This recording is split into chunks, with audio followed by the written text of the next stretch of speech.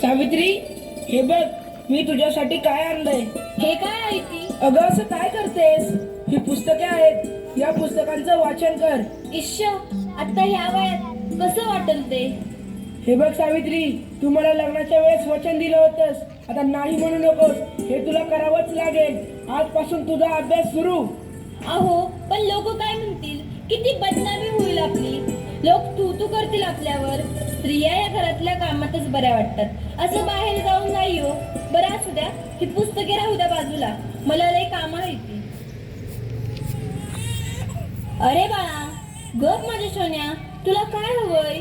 काय रडतयस? अगं बाई, ह्याचं अंग तर लय तापले. हे पण घरी नाहीत, आता मी काय करू? सावित्री, अगं ये सावित्री, किती रडतय तुझं बाळ? काय झालंय त्याला? होय ग पारू, रात्रीपासून लय रडायला लागले बघ. काय ठाऊक काय झालं या? अंग बी लय तापलं या. अगं सावित्री, अगं याचं अंग तर इस्तवणी तापलं या. होय ग पारू, आता मी काय करू? अगं सावित्री, ही तर भूतबाधा आहे, भूतबाधा. काय भूतबाधा? माझ्या लेकराला भूताने झपटलंय? नाही नाही, असं होऊच शकत नाही. होय सावित्री, असंच झालंय. याच्या पापण्या बघ कशा लाल झाल्यात. मग आता मी काय करू? हे पण घरी नाहीत. अगं तुझं पोरगं लय तापलंय, आता रडत बसू नकोस, वेळ वाया घालू नकोस. आपल्या गावाबाहेर मांत्रिक बाबा आलेत, लय जालीम उपाय करतात ते. त्यांच्याकडे घेऊन जा त्याला. वाटलं तर मी येते तुझ्या संग. वय वय, चल लवकर, माझं लेकरू लय तापलं या. बाबा, ते बघा, एक बाई आपल्या बाळाला घेऊन येत आहे आपल्याकडे. म्हणजे आज आपली कमाई होणार. बाबा, माझ्या बाळाला वाचवा. बाबा, माझ्या बाळाला वाचवा. त्याचा अंग इस्तवासारखं तापले. बाबा, काहीतरी करा. बाबा, काहीतरी करा. तुझ्या बाळाला भूतबाधा झाली या. कसली भूतबाधा बाबा? बाई, तुझ्या बाळाला विहिरीतल्या भूताने झपटलंय. काय? विहिरीतल्या भूताने? मग काहीतरी उपाय सुचवा बाबा, मी माझ्या बाळासाठी काय पण करीन. बाई, तू काळजी करू नकोस, बाबांवर विश्वास ठेव, सगळं काही चांगलं होईल. थोडा धीर धर. कसा धीर धरू बाबा, कसा धीर धरू? तुला तुझ्या बाळासाठी बळी द्यावा लागेल, म्हणजे तुला एक बकऱ्याचा नैवेद्य द्यावा लागेल. ठीक आहे बाबा, मी माझ्या बाळासाठी वाटते ते करीन, पण माझं बाळ वाचलं पाहिजे. माझ्या बाळाला वाचवा बाबा. बाई, तुला काय करायची गरज नाही, तू फक्त पैसे दे, नैवेद्य आम्ही करू. ठीक आहे बाबा, मी वाटेल तेवढं पैसे देईन, पण माझं बाळ वाचलं पाहिजे. हे घे अंगारा, दिवसातनं 2 वेळेस लावत जा बाळाला. बाबा की जय हो, बाबा की जय हो, बाबा बोले, बाबा बोले. ताप कमी नाही झाला. काल बाबाकडे जाऊन पण काय बी फरक पडला नाही. अगं किती रडतोय तो. तुला किती वेळा सांगितलंय त्याला दवाखान्यात घेऊन जा म्हणून, पण तू काय माझं ऐकू नकोस. अहो, ऐका ना, चिडू नका. जरा बघा ना हातात घेऊन, याचा ताप कायच कमी नाही झाला. जरा बघा ना याला काय झालंय ते. त्यावेळी तुला किती वेळा सांगितलं की घरात प्रसूती करू नकोस म्हणून. अशा वेळी एका आईचं आणि बाळाचं दवाखान्यात असणं किती महत्वाचं असतं, माहित आहे का तुला?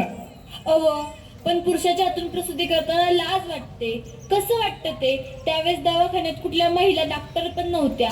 मी कशी करणार होते प्रसूती? अगं याचं अंतर तव्यासारखं तापलंय, अशी कशी गाफील असतेस तू? अहो, मग काहीतरी करा ना. दादा, लवकर जाऊन वैद्यांना बोलव. हे काय करतेस तू? मी याला देवाचा अंगारा लावते. बस कर सावित्री, हा सर्व अंधविश्वास असतो. अहो, जरा विश्वास ठेवा.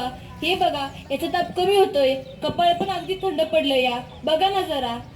उठ ना बाळा, उठ, डोळे उघड. हे बघ, तुझी मम्मी तुला बोलवतीये. उठ ना पिल्लू, आई तुला आवाज देते. उठ ना बाळा. काय झालं? अहो, याला काय झालं? हा उठत का नाहीये आणि डोळे पण उघडत नाहीये.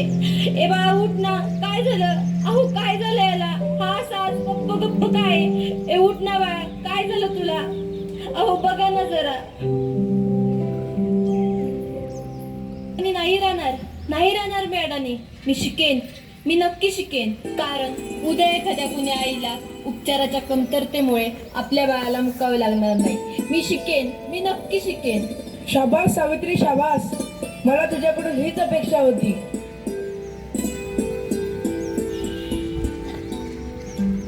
अगं बाई, मला माहितीच नव्हतं सूर्य हा पृथ्वीच्या गोल फिरतो.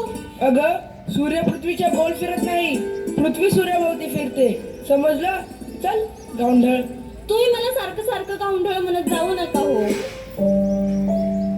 लाट शरम सगळी विकून खाल्ली आहे या सावित्रीने. कलियुग आहे रे बाबा, कलियुग. उद्या डोक्यावर मिऱ्या वाटेल तेव्हा कळेल या सुमंत्रावांना.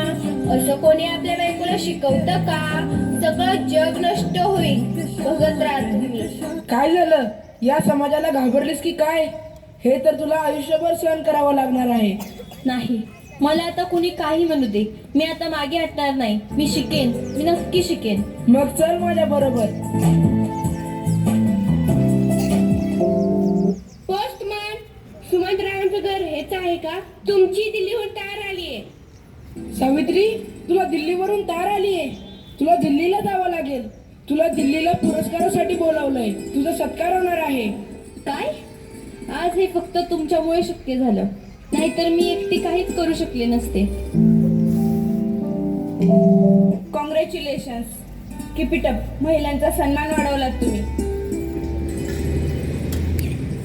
आज माझ्या हातात ही डॉक्टरकीची पदवी नसून उद्याच्या त्या सोनेरी क्षणाची चावी आहे, ज्याच्यावर आजपर्यंत फक्त अंधविश्वास व नकारवक्तेचे कुलूप लागले होते. माझ्या देशात अशा अनेक महिला आहेत ज्यांची स्वप्न चुलीच्या धुरात हरवून गेली आहेत. मला असं वाटतं ही स्वप्नांची पतंग खुल्या आकाशात उडावी आणि प्रत्येक घरात सुमंत्राव असावे, कारण हे या पतंगाच्या दोऱ्याला कधीच कापू देऊ नये. हे करणं खूप अवघड तर आहेच, पण अशक्यही नाही. सावित्री, चुकलं माझं, मला माफ कर. मी तुला नाही नाही ते बोलले. तू आज शिकून समाजाला धडा शिकवलास. आम्ही काय आडाने त्या आडानेच राहिलो.